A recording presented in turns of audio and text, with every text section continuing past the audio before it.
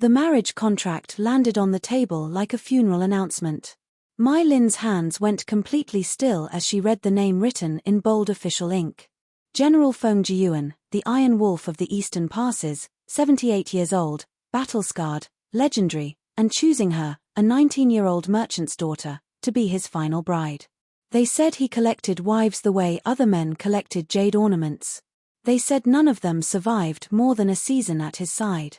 But what nobody knew, what nobody could have predicted, was that this arranged marriage would unravel secrets buried for decades, expose a conspiracy stretching into the very heart of the imperial court, and transform Mai Lin from a helpless pawn into the most powerful woman in 4 provinces.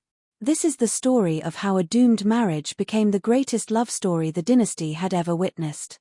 Before we go any further, if you are new here, welcome to Lotus Tale Studios.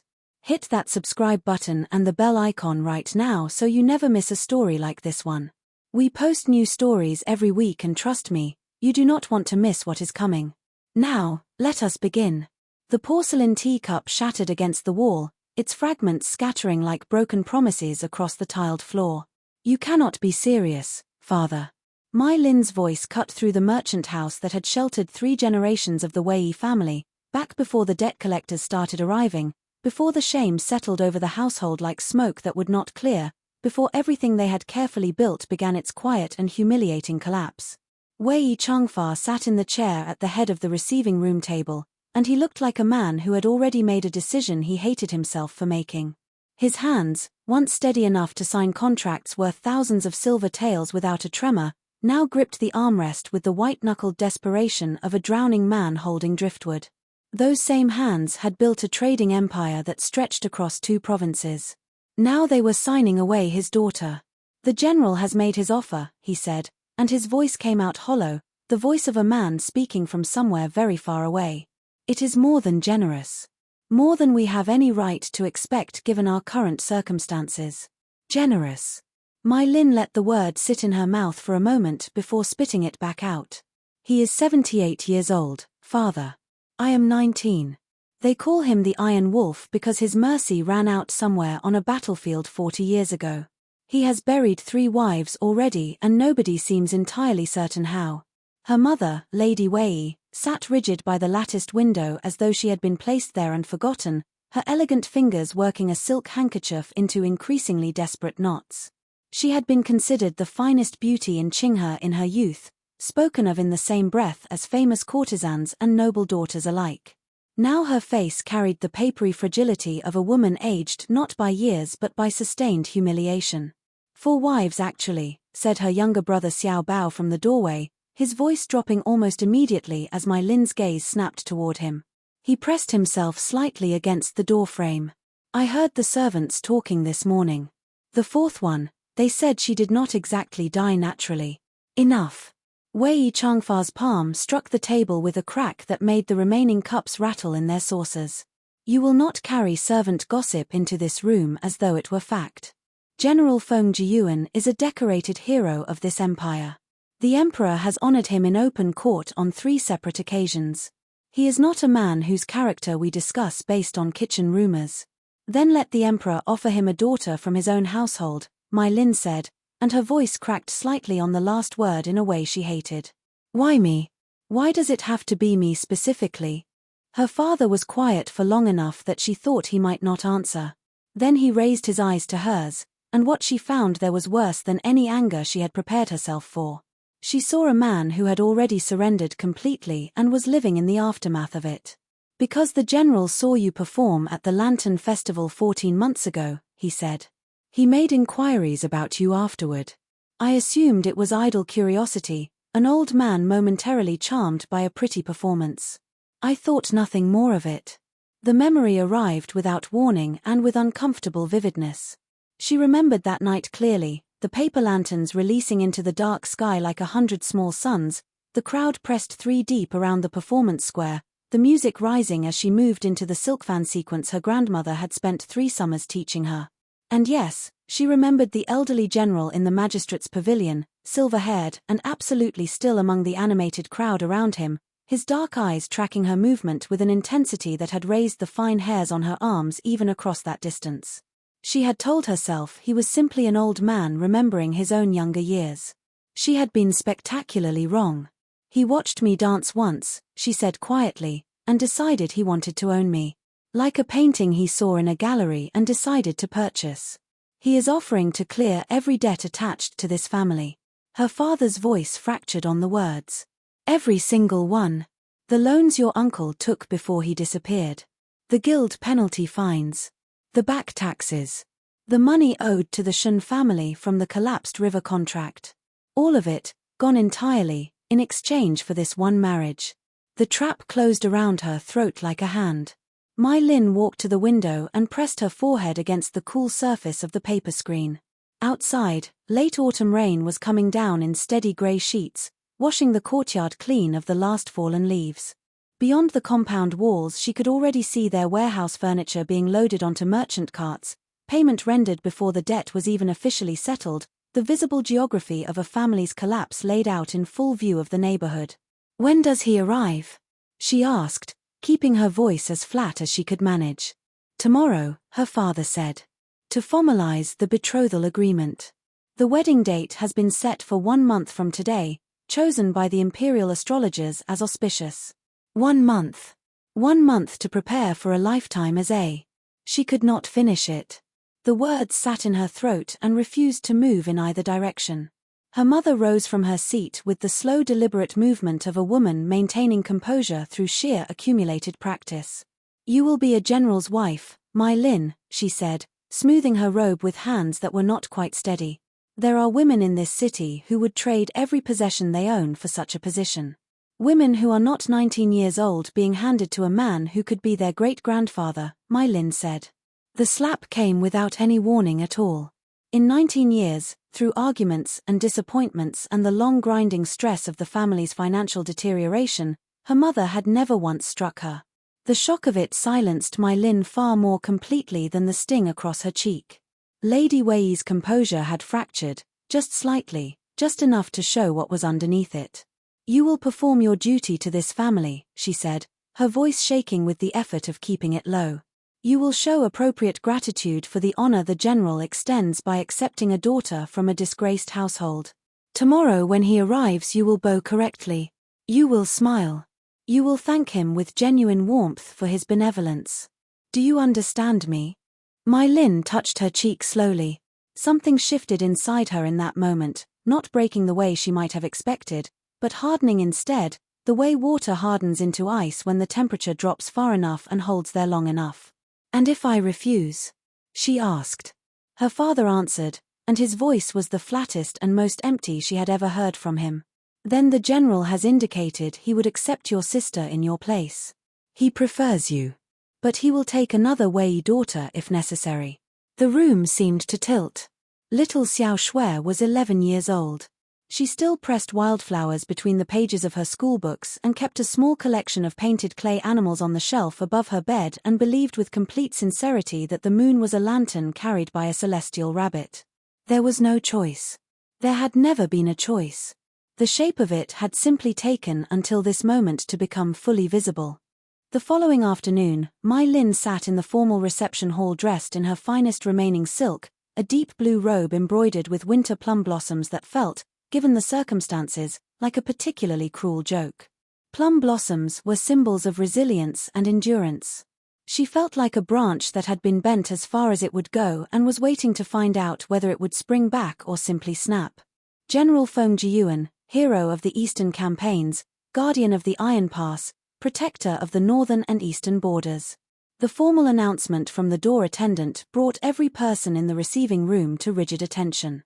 Mai Lin kept her eyes on her folded hands as she had been instructed, waiting for the shuffling footsteps of an old man, the careful tap of a walking staff. Instead she heard measured, unhurried footsteps cross the threshold with the quiet authority of someone who had never needed to announce themselves through noise. Against every instruction she had been given, curiosity lifted her eyes. General Feng Jiyuan was not what she had constructed in her imagination during the previous 24 hours of dread. He was old, unmistakably and undeniably so. His hair was fully silver, drawn back in the traditional warrior's topknot. His face was deeply weathered, mapped by decades of desert wind and campaign smoke and the particular kind of weathering that comes from spending a life entirely outdoors in difficult conditions. But he stood straight and unhurried as a pine tree in deep winter, his frame still carrying the density of a man who had once been formidably powerful and had not entirely relinquished it. He wore plain grey scholar's robes rather than the elaborate rank-decorated ceremonial dress she had expected, as though his name alone was sufficient introduction and anything additional would simply be redundant. His eyes were what caught and held her attention. Dark and direct and completely still, they looked at her not with the possessive appraisal she had feared but with something considerably more unsettling. Careful, thorough, honest assessment. The eyes of a man reading a document he intends to understand completely. Miss Wei My Lin. His voice was deep and carried a natural warmth that she had not prepared herself for. Thank you for receiving me today. She did not rise. She did not bow. Was I given a choice, General? The silence that followed was absolute. She heard her father make a sound like a man swallowing something very sharp. The General's expression shifted, something moving across his weathered face that looked, if she was reading it correctly, like genuine amusement wrestling with something more complicated beneath it. Directness, he said, settling himself into the chair across from her with the unhurried ease of a man who has never once needed to perform comfort for an audience. That is a quality I encounter remarkably rarely in formal reception halls. Allow me to return it then. Mai Lin lifted her chin and met his gaze squarely despite the fact that her heart was making considerable noise against her ribs. Then tell me why. You are a legend of this empire. You have more social standing than most men accumulate in 3 lifetimes. You could have any willing woman or none at all. Why choose a disgraced merchant's daughter 60 years your junior? The shocked intake of breath from her father's direction was audible. The General simply looked at her for a moment with the expression of a man who has just discovered something unexpected in a place he thought he knew thoroughly. I have my reasons, Miss Wei. They will become clear to you in time. Please forgive her, General, Wei Changfa said, inserting himself with the desperate energy of a man trying to prevent a disaster that has already occurred.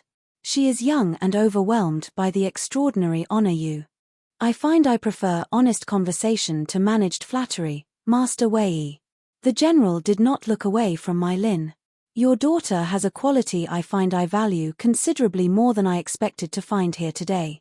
He placed a rolled document on the table between them, sealed in red wax and stamped with official insignia. The marriage contract and the debt settlement documentation. Your father has reviewed them. I would encourage you to read them yourself as well. A person should understand what they are agreeing to. Mai Lin looked at the scroll without touching it. What difference does it make what they say? We both know I cannot negotiate any part of it. Nevertheless, he said, and there was something in his tone that was neither dismissive nor pitying but sat somewhere between firmness and genuine respect. The wedding takes place 1 month from today. My carriage will arrive tomorrow morning to escort you to the Eastern Fortress, where you will reside until the ceremony. It will give you time to become familiar with what will be your home before the day itself. As he rose to leave, he paused beside her chair. She could see, this close, old battle scars tracking across the backs of his hands in faded silver lines that spoke of violence she could not fully imagine. I understand your resentment, Miss Wei, he said, and his voice had dropped enough that only she could hear it clearly. I want you to know that I am not the villain you have decided I am. He paused. But I also understand that telling you that means very little at this particular moment. Mai Lin looked up at him directly. With respect, General, the villain in this particular story is the man who encounters a family in desperate circumstances and uses that desperation to secure himself a bride young enough to be his great-granddaughter. Something crossed his ancient face that looked startlingly like grief, there and gone in less than a second. Perhaps, he said quietly. Or perhaps there are things in motion that you cannot yet see from where you are currently standing. He bowed slightly, correctly, with genuine formality. Until tomorrow, Miss Wei. I give you this one promise regardless of everything else. Whatever you believe about me, I will not harm you. That is not the reason you are coming to the Eastern Fortress. He left before she could find any response to that. She sat in the reception hall while the room erupted around her father scolding, her mother pressing a handkerchief to her eyes, servants scurrying, and she heard almost none of it. She was turning his final words over in her mind the way you turn a strange object in your hands, examining it from every angle, trying to understand what it actually is. That is not the reason you are coming to the Eastern Fortress. Then what was? The Eastern Fortress rose from the mountain range the way a fist rises from a wrist, massive and pale and completely inevitable against the autumn sky. Its walls were ancient stone, reinforced across 5 centuries of border conflict, its watchtowers rising at precise intervals like sentinels that had forgotten they were ever allowed to rest. As Mai Lin's carriage climbed the winding mountain road, she had the vertiginous sensation of ascending toward something she would not be permitted to descend from unchanged.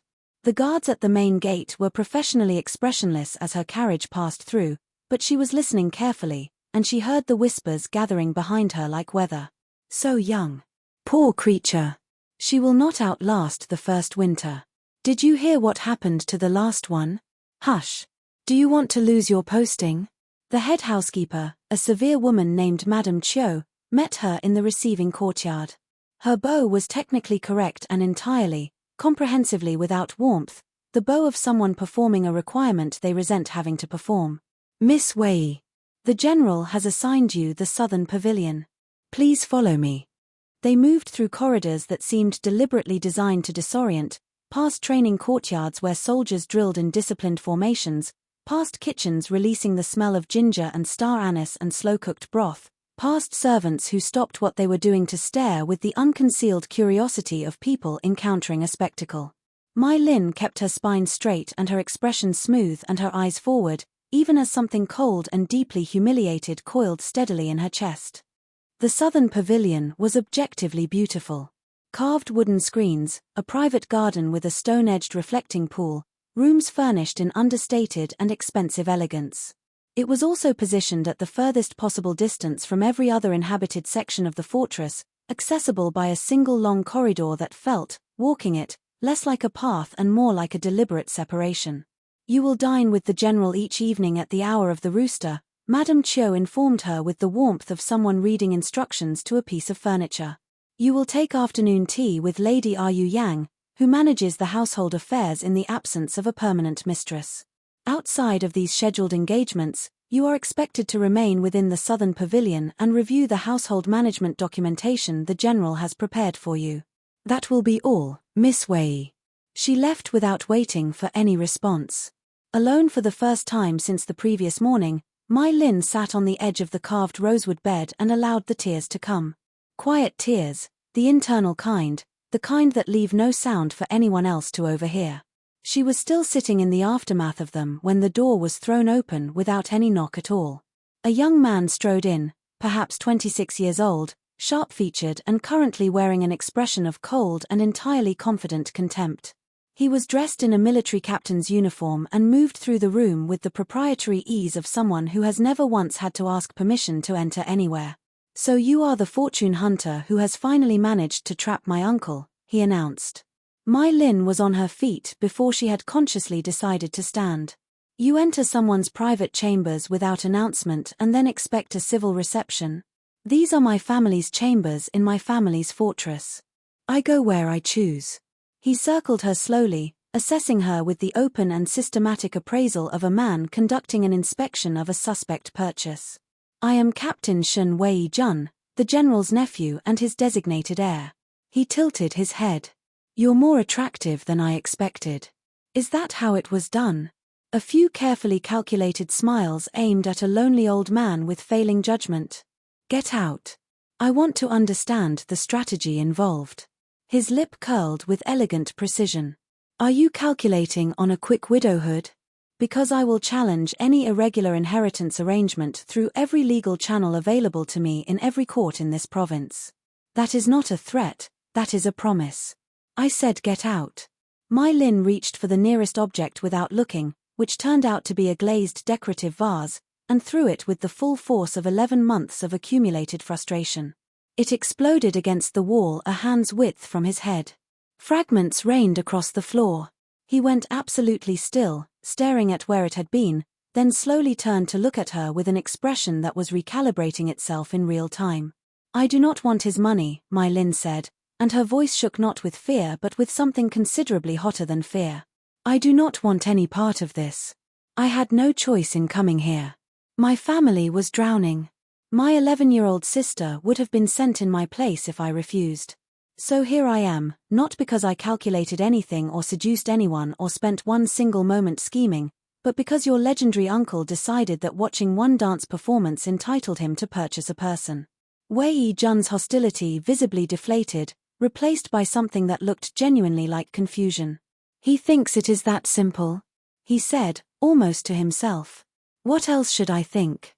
He hesitated in a way that suggested he was pressing against some internal resistance, weighing something he was not certain he should say. "My uncle is demanding, yes.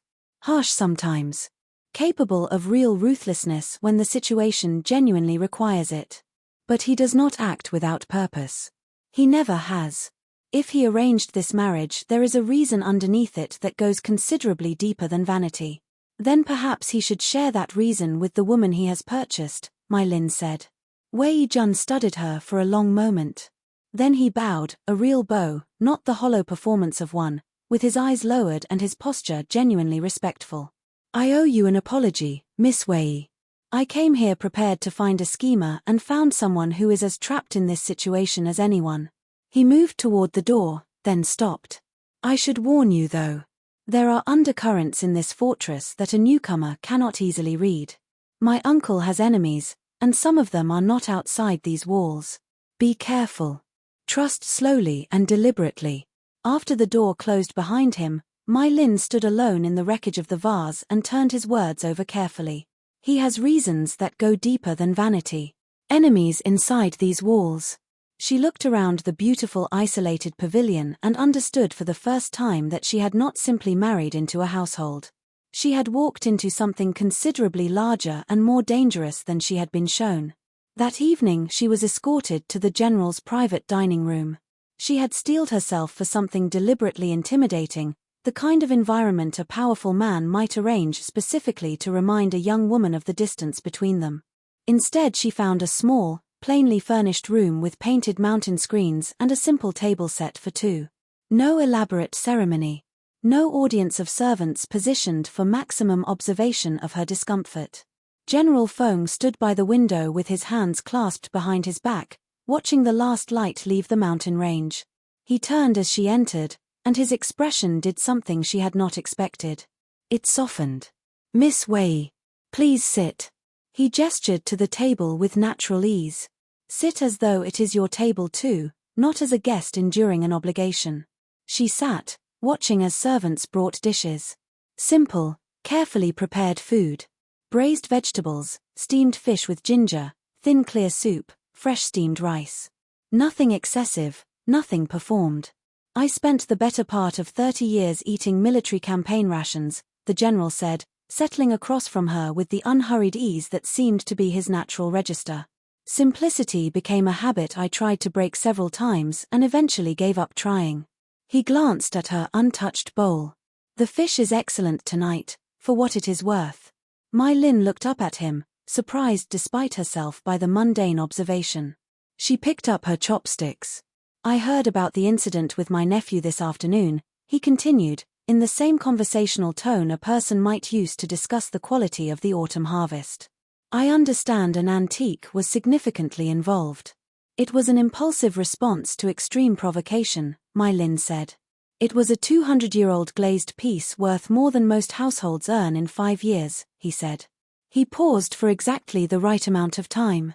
"And entirely justified, given what I am told he said to you. He will apologize formally tomorrow morning, and he will mean it by the time I am finished explaining why he should."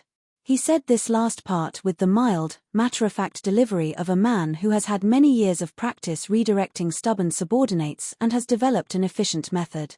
Mai Lin felt something shift very slightly in her chest, too small to name but impossible to ignore.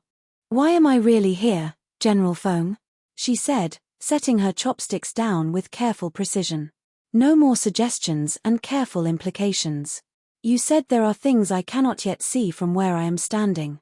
Your nephew said the same. I want the truth. All of it. Now." The silence that followed was long enough that the night insects outside began to fill it. Then she watched something change in his face, the controlled surface of him loosening just slightly at the edges, and beneath it she glimpsed briefly and clearly an old man carrying a weight that had been pressing down on him for years without anyone to share it with. "Tell me what you know about the imperial succession," he said. She blinked. "Very little. My family are traders, not courtiers." "Then I will educate you." He poured tea for them both with perfectly steady hands and set the pot down with a small definitive click. "The emperor has 3 sons.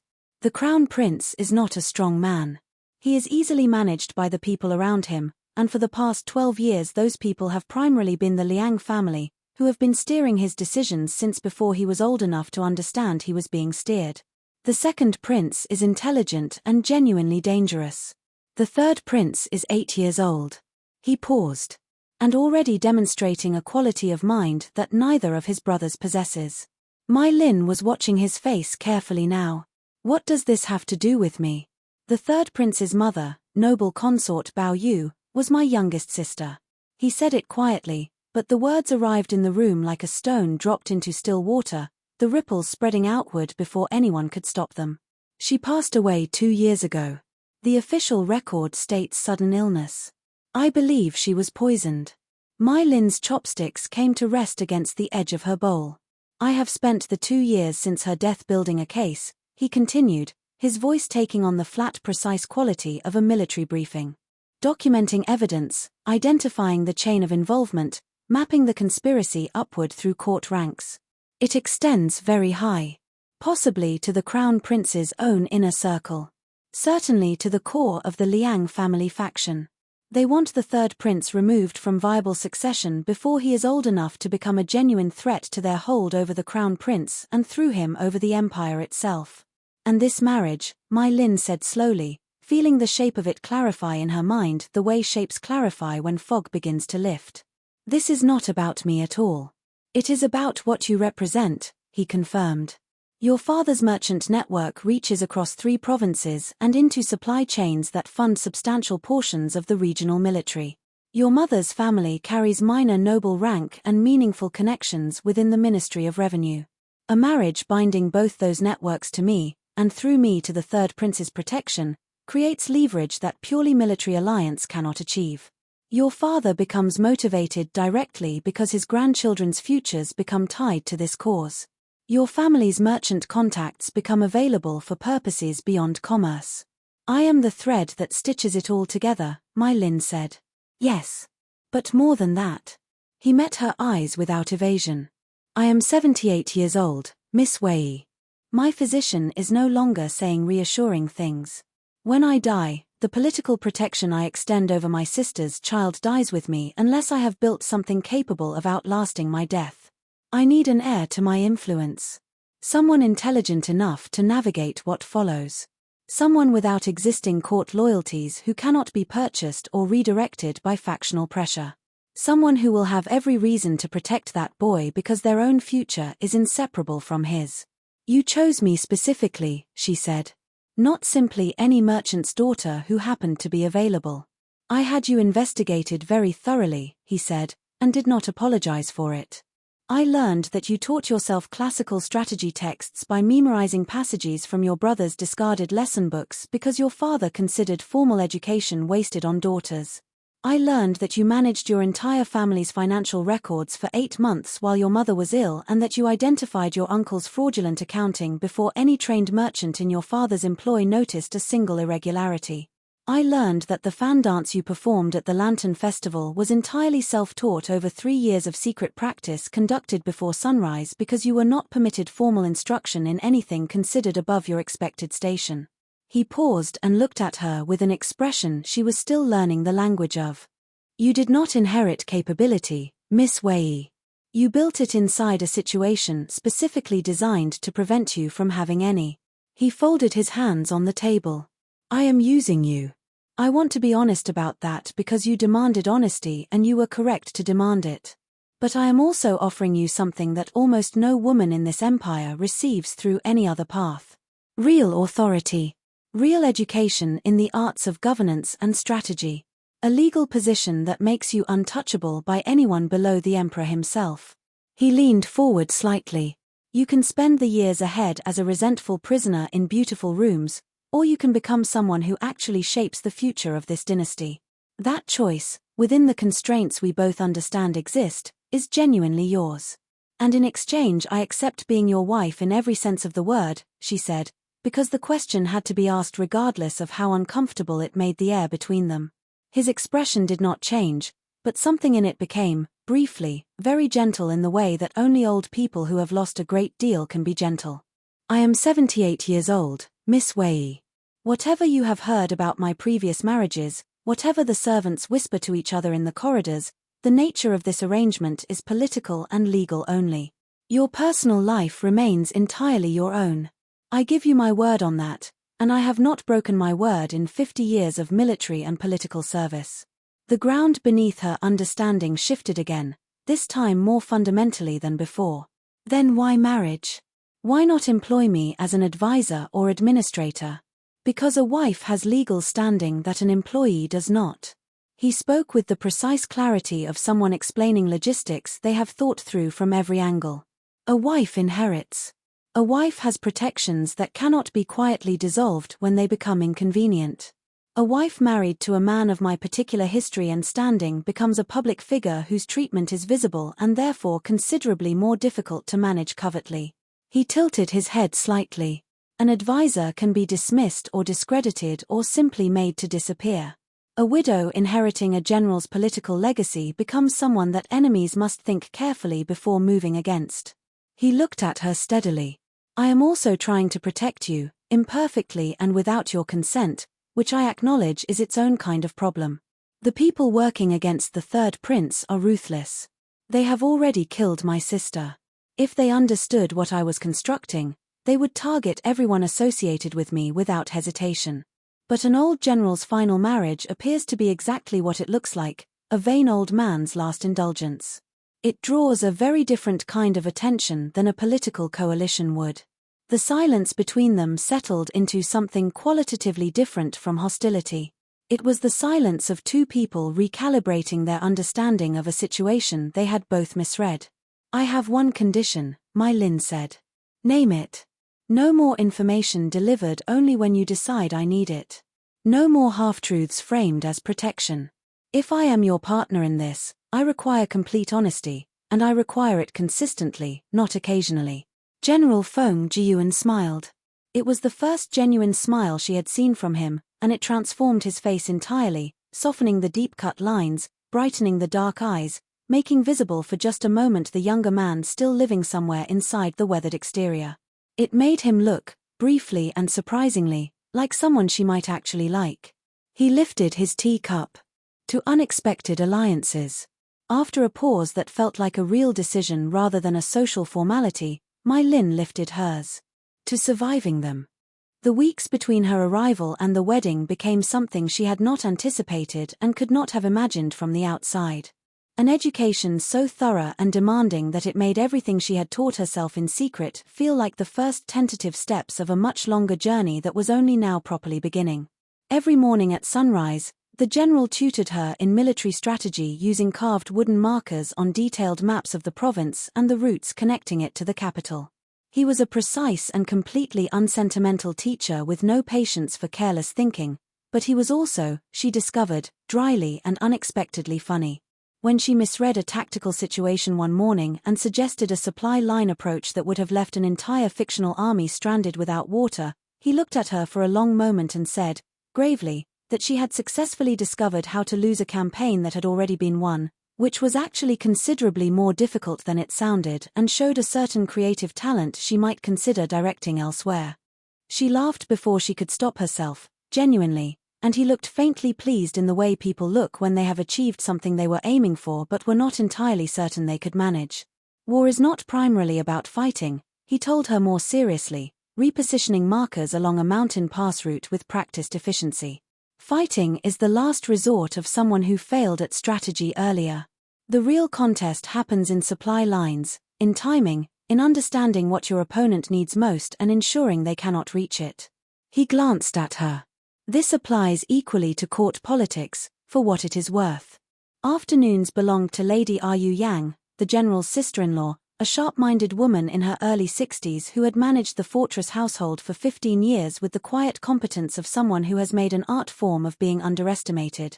She was not warm in any obvious sense, but she was genuinely interested in my Lin's progress in a way that felt more respectful than affection would have. You think managing this household is small work? Ru Yang raised one elegant eyebrow as my Lin struggled with the personnel ledgers for the fortress staff. 340 people live and work within these walls. Their wages must be calculated correctly without exception, every single month. Their grain allocations depend on their role and their household size. Their disputes must be identified and mediated before they become genuine fractures. Their health matters because sick servants cannot work, and servants who feel invisible eventually become resentful servants who can be turned against you by anyone patient enough to try. She folded her hands with the composure of someone who has made peace with a great deal. The general commands armies. Do you imagine he has time to negotiate grain prices with the autumn suppliers or ensure the fortress roof was adequately repaired before the first heavy snowfall? She paused. Behind every man who appears to hold power alone, there is always someone who created the conditions in which he could exercise it. In this empire, that person is almost always a woman, and almost never publicly acknowledged. Your task is not to accept that arrangement, my Lin. Your task is to understand it well enough to work within it until you can reshape it. Evening lessons with the general covered the coded architecture of imperial court politics, the language of faction and alliance, how a ministerial appointment announced in deliberately bland official language could signal a power shift that would reshape provincial governance within a year. How gift exchanges at formal ceremonies contained entire conversations that experienced courtiers read the way merchants read commodity fluctuations. How the seating arrangement at a state banquet was constructed with the same deliberate attention as a military formation. The third prince's position is structurally weak by conventional measures, the general explained one evening, arranging jade counters on a strategy board in a formation that looked simple and was not. The crown prince has the Liang family's political machinery behind him, built over 20 years of patient accumulation. The second prince has military commanders tied to his mother's family through decades of patronage and shared interest. We have considerably less by any standard accounting. We have you, my Lin said. I will be dead within 2 years by my physician's most optimistic estimate. He said it with the matter-of-fact delivery of someone reporting a weather forecast, though she noticed he watched her face carefully as he said it. So we must construct something that functions without me as its center. Your father's merchant network provides economic reach that cannot be achieved through military alliance alone. Ru Yang's aristocratic connections provide a foothold in the revenue ministry. Wei Jun's military rank, once we have secured his full and genuine loyalty, gives us movement and intelligence within the army. He looked at her across the board. And you hold it together. Because you will be my widow, inheriting my political standing and the credibility that comes with it, and because you will be the only person in the resulting coalition who understands every part of it. I am the bridge, my Lin said. You are considerably more than a bridge, he said. A bridge is passive infrastructure. You decide what crosses it. He moved a counter to the center of the board. And more importantly, what does not. It was Wei Jun who provided the most unexpected development of those weeks. He had been formally civil since his required apology, professionally correct in every interaction, but carrying the particular tension of a man who has revised a strongly held opinion and is still working out what to do with the revision.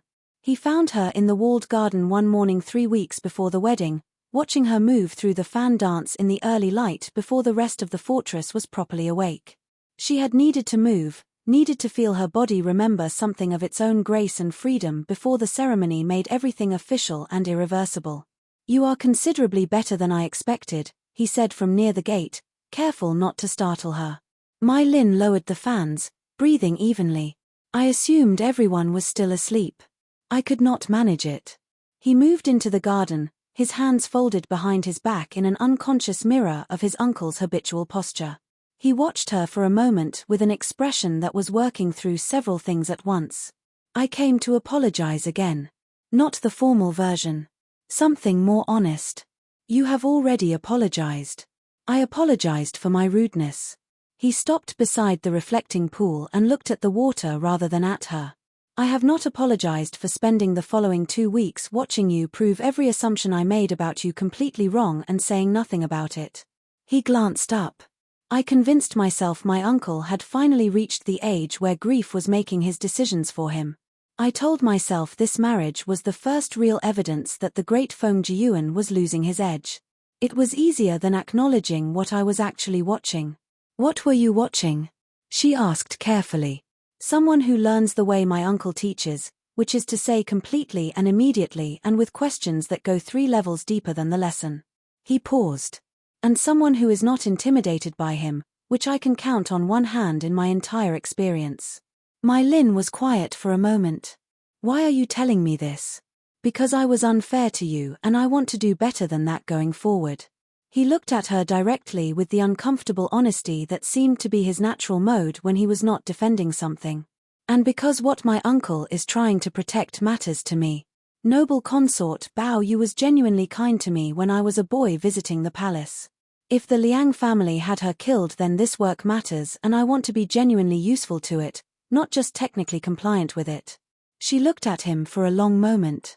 Then start by telling me what the general has not yet told me. Because I suspect there is more.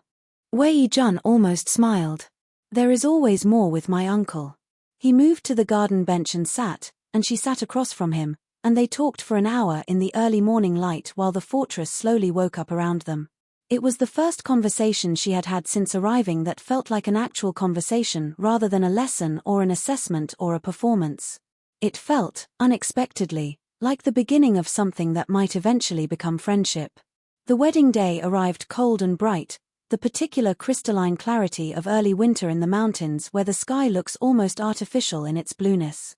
Mai Lin sat at the dressing table in the southern pavilion while servants arranged the ceremonial robes and adjusted the phoenix crown in her hair, and she felt, underneath the nerves and the grief of the thing and the strange weight of the red silk, something she had not expected to feel. A thread of readiness. You look extraordinary, Lady Yu Yang said quietly from the doorway, studying her with honest appraisal after dismissing the servants. Then, more quietly, you also look frightened. Is it visible? Only to someone who knows what to look for.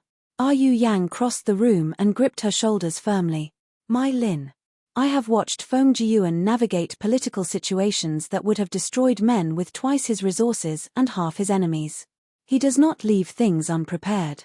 Everything that could be arranged has been arranged. She met her eyes. And you are not the same person who arrived here a month ago. Trust that. Mai Lin took a slow breath. What if I am not enough for what comes after? Yu Yang smiled, brief and genuine and warmer than anything she had shown in a month of afternoon lessons. Then you adapt. That is what we do. That is what we have always done. The ceremony filled the fortress courtyard with hundreds of guests arranged with the precision of a formal military review. Nobles in layered silk, military commanders in dress armor, provincial officials and merchant guild representatives and courtiers who had made the journey specifically to assess the political implications of this marriage. Mai Lin moved through it with careful attention, eyes modestly lowered as tradition required, watching everything through her lashes. There, in the honored guest position near the front, the Liang family delegation arranged around its matriarch, Lady Chang Shu, whose eyes moved through the assembled crowd with the systematic efficiency of an experienced intelligence operation. She examined Mai Lin with an assessing gaze that lasted precisely long enough to communicate that she had not yet decided what she was looking at. Good, Mai Lin thought. Stay uncertain. There, a cluster of military officers she recognized from Wei Jun's briefings as Second Prince loyalists, speaking quietly together, occasionally directing carefully neutral glances toward the general. And there, on the imperial observation platform, the third prince himself. 8 years old in robes carrying the full weight of his rank. His face held the particular solemnity of a child who has been given reasons to understand that the world is not automatically safe. He watched the proceedings with calm, attentive eyes, and for just a moment those eyes found Mai Lin's across the crowded courtyard. In them she saw something she had not anticipated. Something that looked like recognition, and underneath it, fragile but unmistakably present, hope. The ceremony proceeded through its formal sequence, bows to heaven and earth, bows to the ancestors of House Feng, the ritual exchange of cups. When General Feng lifted her veil, his hands were perfectly steady, and the expression she found when she looked at him was honest and complex, carrying gratitude and apology and a quality of profound seriousness that she understood by now was his particular form of tenderness. "Lady Mai Lin Feng," he said, giving her name its new form for the first time. "Welcome to House Feng." The banquet that followed was lavish in the way that is itself a statement, an assertion of undiminished strength and resource from a man some had been quietly hoping was entering his final decline. Wine moved through the hall in generous waves. Tongues loosened. Mai Lin sat at the head table, accepted congratulations with practiced warmth, and listened to everything. Such an eccentric final choice for a man of his standing. What could possibly be behind it? The Wei family were in serious financial difficulty. Effectively no alternative on her side. She has clearly made a very practical calculation. Whether she survives the year is another question entirely. Let them see exactly what they expected to see. That had always been the foundation. Lady Chang Shu approached during the midpoint of the banquet, moving through the crowd with the unhurried authority of someone who considers every room her natural territory. Her smile was technically flawless. "Lady Feng. What a remarkable occasion. You must be quite overwhelmed." "It is a great deal to absorb," Mai Lin agreed pleasantly. "I am grateful for everyone who traveled to share it with us." "Of course." Chang Shu's eyes moved across her face with systematic precision. "Tell me, how exactly does a young woman from a merchant background find herself in such an extraordinary position? The general is not generally known for impulsive decisions. All marriages between significant families involve some element of calculation, Lady Chang." Mai Lin kept her smile easy and her voice mild. "I imagine the general found our families offered compatible qualities. As we found that his household offered stability." Compatible qualities. Chang Shu let the phrase occupy the air between them for a considered moment. What an interesting way to describe a love match. Or is it not precisely a love match? Is any marriage between great families purely romantic? Mai Lin returned, tilting her head with gentle curiosity. "I had understood that pragmatism was considered a virtue in lasting arrangements." Chang Shu's expression did not shift, but something behind her eyes sharpened in a way that confirmed she was considerably more alert than her social performance suggested. "I do hope you understand fully what you have married into, my dear. The general's long career has left him with a complicated legacy. It would be unfortunate if his new bride encountered difficulties she had not adequately prepared for." Before Mai Lin could respond, General Feng appeared at her elbow with the quiet timing of a man who has spent 50 years arriving at exactly the right moment. "Lady Chang Shu." His bow was perfectly calibrated, correct, and no warmer. "I hope you are not exhausting my wife with political conversation on her wedding day." "Absolutely not," Chang Shu said, her smile remaining immaculate. "Simply offering some friendly orientation to someone new to the fortress environment. One hears such dramatic stories." "I am certain she appreciated the thoughtfulness," the general said pleasantly. "Please do enjoy the remainder of the evening." As she moved away, Mai Lin allowed herself a single careful breath. "She suspects something," she said under her breath. "She has suspected something for several weeks," General Feng replied, equally quiet, eyes following Chang Shu's path through the crowd. "Tonight she was taking your measure.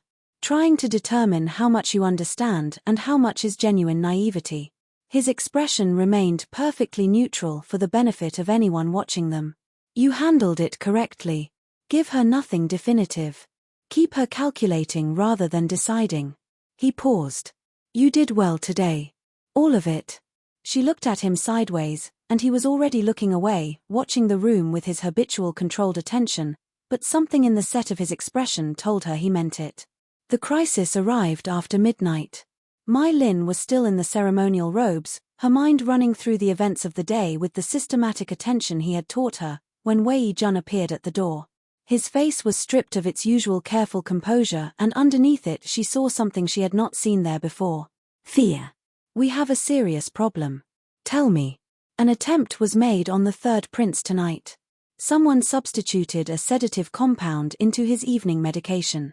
It was identified before he consumed enough to cause lasting harm, but My Lin. His jaw tightened. The timing was not coincidental. The wedding was a constructed distraction. While every significant person in 4 provinces was focused on this ceremony, someone inside the palace moved against him. Is he safe? For now. But his personal guard has been doubled and my uncle is currently with his intelligence contacts trying to establish which internal channels were compromised. This accelerates our timeline significantly. His eyes met hers. He specifically said to let you rest tonight. That you had performed beyond expectations and needed to. Wei Jun. She was already moving toward the door. An 8-year-old child was nearly poisoned tonight while we were celebrating inside this fortress. Tell me where he is. Wei Jun looked at her for a long moment, something completing itself in his assessment of her. Then he stepped back and held the door open. This way. The passages he led her through did not appear on any plan of the fortress she had been shown. They moved through concealed spaces behind walls and beneath occupied floors, descending into a section of the fortress that predated the current structure by centuries. The chamber they entered was mapped and documented floor to ceiling, and 4 men in plain dark clothing were in intense quiet conversation that stopped when the door opened. General Feng looked up sharply. My Lin, you should be resting. Tonight was demanding and you. No more information delivered only when you decide I need it, she said. You promised. The silence was brief. Something moved in his expression, not quite amusement and not quite pride but in the direction of both. He gestured to the table. Come and look at this then. What followed was the full picture, laid out without omission for the first time. The network of agents the general had spent 2 years cultivating within the palace. The documentary evidence of noble consort Bao Yu's poisoning, built case by patient case through medical records and witness testimony from servants who had since been reassigned to distant provincial posts and financial records tracking a payment made to a physician 3 weeks before the consort's death. The names of everyone involved, from the minor official who had arranged the physician's unusual appointment to the Liang family minister who had authorized the funds. The general spread it across the table with the practiced movement of a man who had organized this sequence many times in private, rehearsing the moment it could finally be used.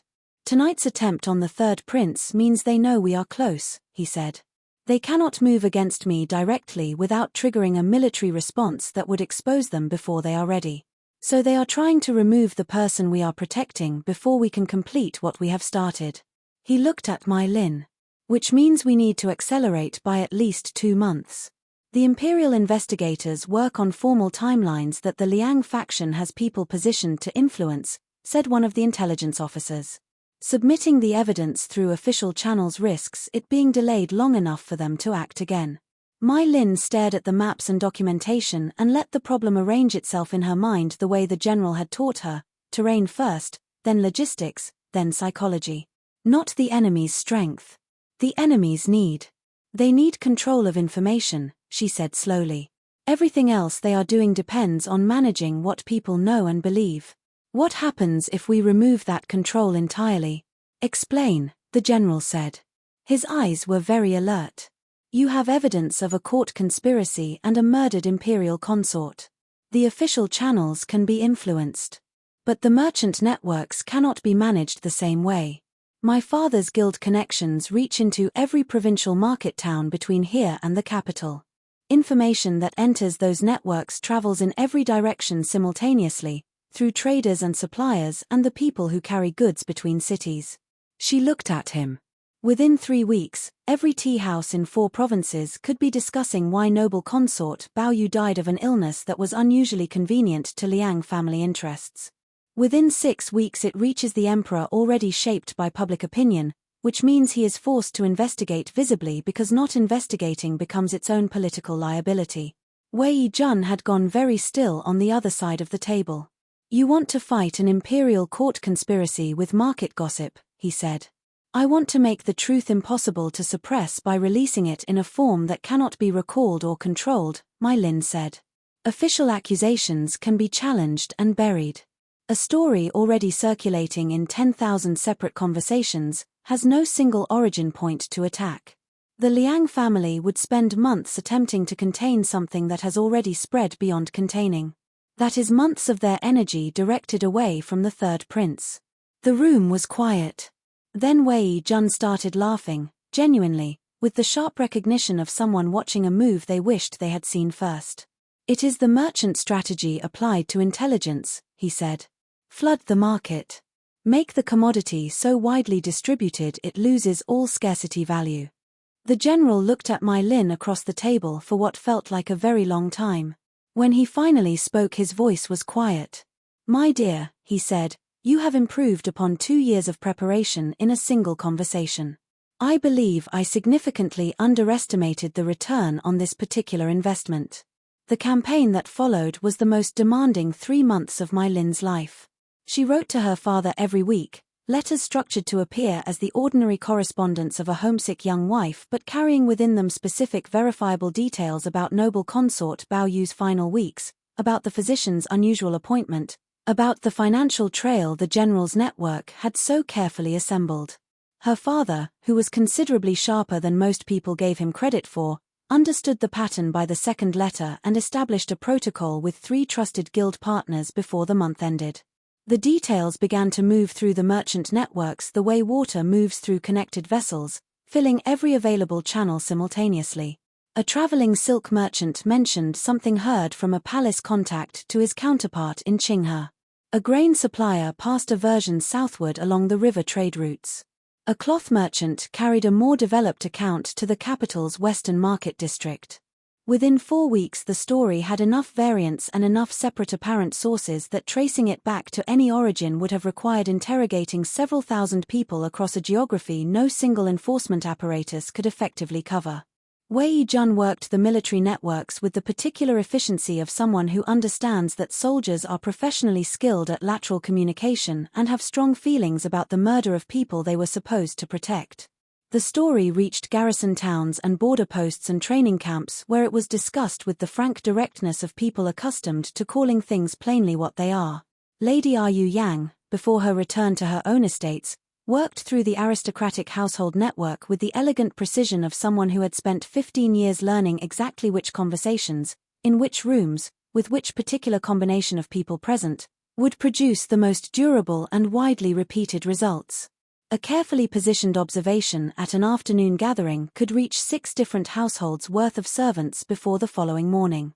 And Mai Lin herself, drawing on a memory of how stories could be carried in performance, commissioned a traveling theatrical group to develop a new piece for the winter festival circuit. The piece was called The Crane and the Empty Nest, ostensibly a traditional narrative about loss and loyalty set in a mythological framework. Its imagery mapped onto noble consort Bao Yu's story with enough precision that people paying attention recognized it immediately, and enough symbolic distance that no single line could be cited as direct accusation. It became the most requested performance of the season, playing in market squares and temple courtyards from the eastern province all the way to the capital's outer districts.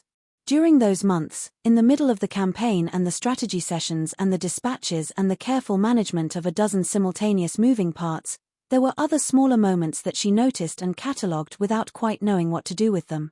Wei Jun appearing at her study door one evening with 2 cups of tea and a tactical question that turned into a 2-hour conversation about something entirely different. The particular quality of attention he gave when she was explaining something, not the performance of listening but the real thing.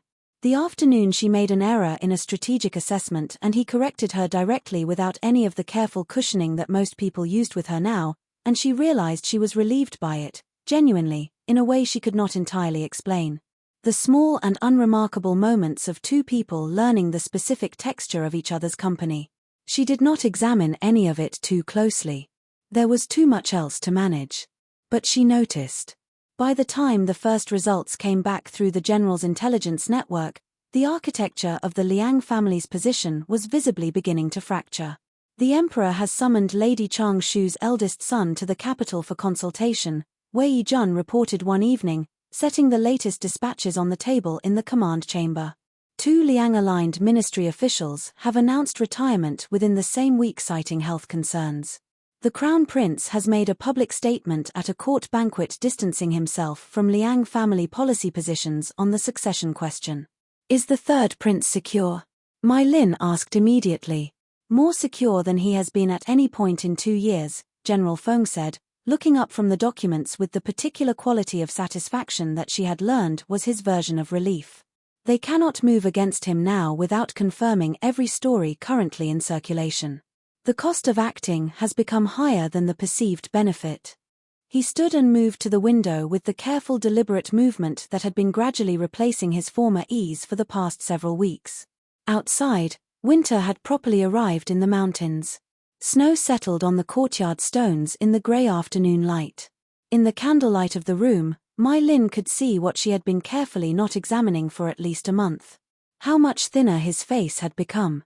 How the sustained force of will that had carried him through everything was drawing on reserves that were genuinely and visibly depleting. Mai Lin, he said, without turning from the window. I need to tell you something I should have told you 2 weeks ago. She already knew.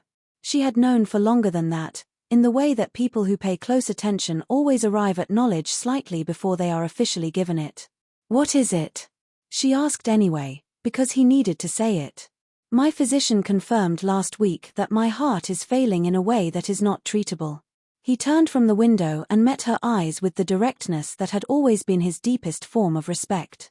I have 3 to 4 weeks at his most optimistic estimate. I have been working at this pace because the work needed to reach this particular point before I could no longer direct it.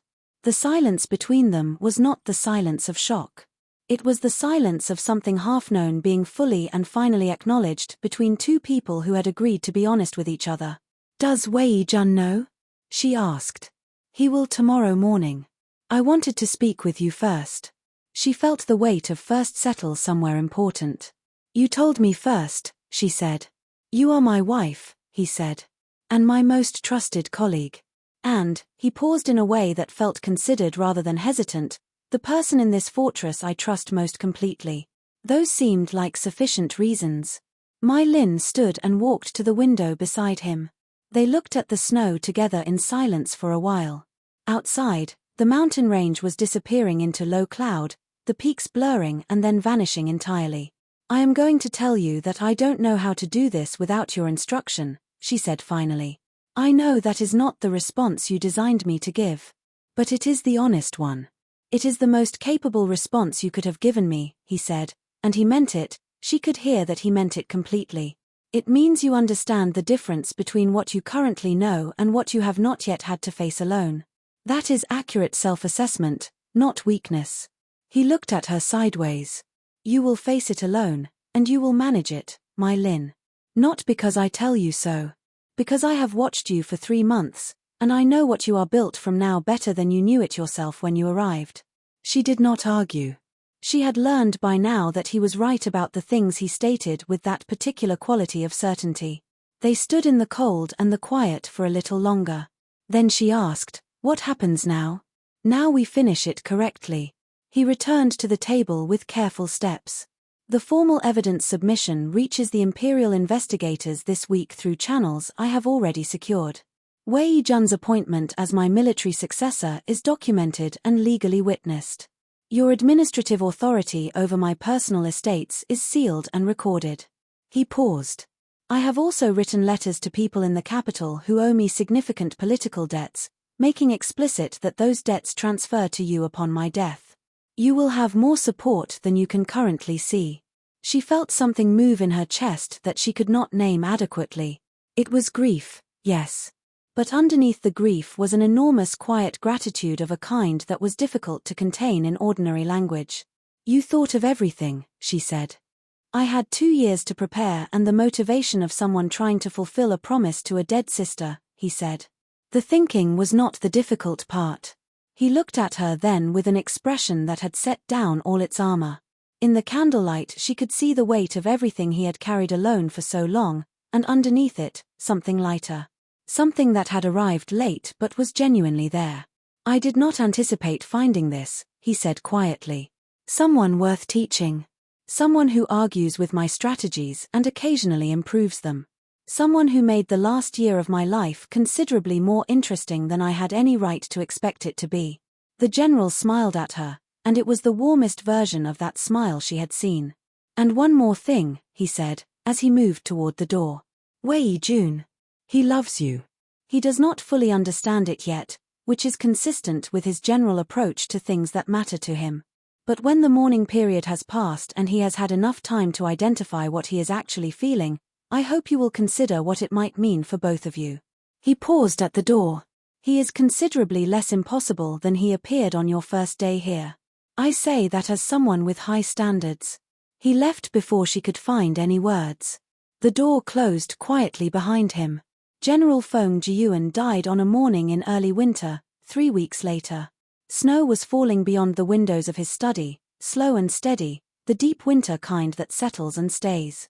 He had asked to be moved there the previous evening, saying he preferred to see the mountains at the end. Mai Lin was holding one of his hands. Wei Jun held the other. Lady Ru Yang, who had returned when the letters reached her, stood at the foot of the bed. He went with the absolute composure of a man who had finished everything he came to do. His final breath was unhurried. His final words, barely audible, sounded like well done, though none of them could say with certainty whether he was speaking to one of them or all of them or simply to himself as he had so often done when something had gone exactly as planned. The funeral was the largest gathering the Eastern Province had witnessed in a generation. Soldiers lined the mountain road for several miles in both directions, standing at full formal attention in the deep cold. For a man who had led many of them through campaigns they would not have survived under anyone else's command. The emperor attended in person, an honor extended to almost no one in living memory, and its significance required no explanation to anyone present. The third prince stood at the ceremony with the contained composure of a child who has had to learn composure young and at considerable personal cost.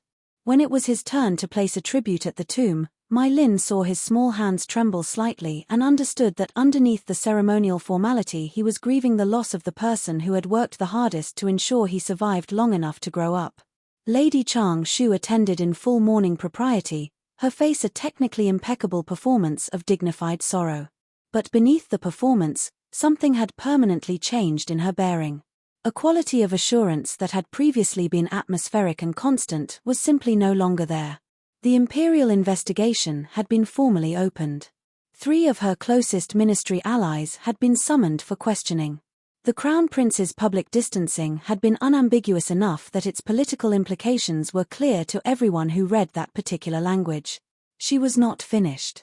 But the architecture she had built over 2 decades was comprehensively compromised, and everyone who mattered knew it, and she knew that Mai Lin knew it. She approached after the final ceremony with a composure that cost her something visible. "You won, Lady Feng," she said, low and clipped. "I acknowledge it." "The general won," Mai Lin replied. "He built everything that mattered years before I arrived. I carried the final stage of it." She met Chang Shu's eyes directly. "I understand the investigation is moving in several simultaneous directions, Lady Chang. Whatever energy remains to you would be better directed toward cooperation than resistance." The general was thorough. "There are no significant gaps in what the investigators will find." Chang Shu's face went white beneath its composure. She did not respond. She left, and the way she moved was permanently and unmistakably smaller than it had been. 6 months after the funeral, spring came back to the mountains in the tentative luminous way it always does at altitude, as though apologizing for the length of what preceded it. Mai Lin walked the fortress gardens in lavender silk, the half-mourning color that marked the passage from closed grief toward whatever came after it. The southern pavilion she had arrived at in terror 11 months ago was home now in every way that mattered, its rooms organized around her habits, its garden tended to her preferences. The fortress itself had reoriented around her presence in ways she noticed only when she thought about how different the first day had been. Officials came from the provincial capital to consult her on matters of regional administration. The general's intelligence network reported to her directly. Her father's merchant guild had formalized a structural relationship with House Feng that gave both organizations considerably more reach than either had possessed independently. The work was constant and demanding and exactly, she had discovered about herself, what she was built for. Wei Jun was the gap in the picture. He had been largely absent since the funeral, moving through a sequence of military assignments and border inspections and diplomatic missions that kept him away from the fortress for weeks at a time. She understood the shape of it, the particular way that people who feel something large and complicated sometimes need distance before they can think clearly about it. She also missed his company more than she had expected to, which was information she filed away without examining too closely. She was reading dispatches in the spring garden when she heard footsteps on the stone path and looked up to find him standing at the entrance, still in travel clothes, dust on his boots, looking simultaneously relieved to have arrived and uncertain about what to do with himself now that he had. "You returned," she said simply. "I kept trying not to," he said. He moved into the garden with the directness that was fundamental to his character when he was not resisting something. It did not work at all, in the end. He stopped a few feet from her and looked at her with the uncomfortable honesty that had always been his best quality when he chose to use it. "I fell in love with you somewhere in the middle of everything we went through together. I have spent 5 months attempting to resolve that through voluntary absence and have not resolved it even slightly." Mai Lin set down the dispatch she was holding. "He told me," she said. "Before he died. He said he hoped when enough time had passed I would consider what it meant." Wei Jun closed his eyes briefly. "He told me as well. In the letter delivered the morning after the funeral. He said I should take whatever time I needed to grieve and then, and I am quoting this with reasonable accuracy, stop running away from the obvious. He said strategic blindness was a weakness he had hoped I would have grown out of by now." "That is extremely precise," Mai Lin said. "It is extremely him," Wei Jun agreed, and something in his voice when he said it was grief and affection in equal measure, the voice of someone learning to carry a loss and still carry it with love. He looked at her. "I am not asking for anything specific right now, Mai Lin. I am telling you what is true for me because you once told a general in a formal reception hall that you required honesty from the people you worked with. I thought you deserved the same." She looked at the man in front of her. Not the hostile captain who had circled her with contempt on her first day, and not the reluctant ally who had awkwardly revised every assumption he had made. She was looking at the person who had stood beside her through conspiracy and loss and the heavy unglamorous daily work of rebuilding something worth having. The person who had made her laugh in moments when laughter had seemed genuinely unavailable. The person who had never, once he understood who she was, attempted to diminish her or manage her or explain her own judgment back at her. "I do not know yet what I feel," she said honestly. "There has been a great deal to carry and I have not had enough internal quiet to understand all of it clearly. But..." She paused. "I would not be opposed to finding out." Something shifted in Wei Jun's face that was not quite relief and not quite hope but was moving in the direction of both. He bowed, the real kind. "Then I will simply be here. Shall we go to the cemetery?" she asked. He would want to know. Wei Jun almost laughed. He absolutely would. He held out his hand. She took it. They walked together to the small hillside cemetery behind the fortress where General Feng Jiyuan rested beneath the cherry trees he had planted himself 30 years ago, their branches just beginning to show the first pale flowers of the early spring. Mai Lin placed fresh plum blossoms against the stone and stood for a long quiet moment in the cool morning light. "You were right about everything," she said. "About what I was capable of. About what we could build together. About Wei Jun, though exactly how that resolves remains to be seen." She paused. "You handed me a situation I would have given anything to escape from, and turned it into the best thing that has ever happened to me. I do not entirely know how to account for that. So I will simply say that I will not waste it. Whatever you built in me, whatever you believed I could become, I intend to spend the rest of my life trying to be worthy of the certainty you had in me before I had it in myself." A breeze moved through the cherry trees, unhurried and gentle, releasing a slow drift of pale petals that turned in the morning air and settled around them like a quiet answer. Wei Jun's hand tightened slightly around hers. Mai Lin, who had arrived at an ancient mountain fortress 11 months ago certain her life was ending, stood in the flowering spring and understood with complete clarity that it had simply, improbably, and in the most complicated way imaginable, been beginning. She had come as a transaction and remained as herself. She had been acquired as a convenience and had become, with the help of a stubborn old general who saw her clearly before she could see herself, the architect of an empire's future. She looked at the pale petals settling on the stone, and she smiled. "Thank you, General," she said softly to the morning air and the mountains beyond it and the memory of a man who had been, in the end, exactly what he promised he would be. for everything you saw in me, and for the extraordinary inconvenience of being completely right about all of it. If this story moved something in you, please share it with someone who loves a tale about a woman who refused to stay small. Like this video, leave us a comment telling us where in the world you are watching from, and if you have not subscribed to Lotus Tale Studios yet, now is the perfect moment. We bring you powerful stories about extraordinary lives every single week, and there is so much more to come. We will see you in the next one.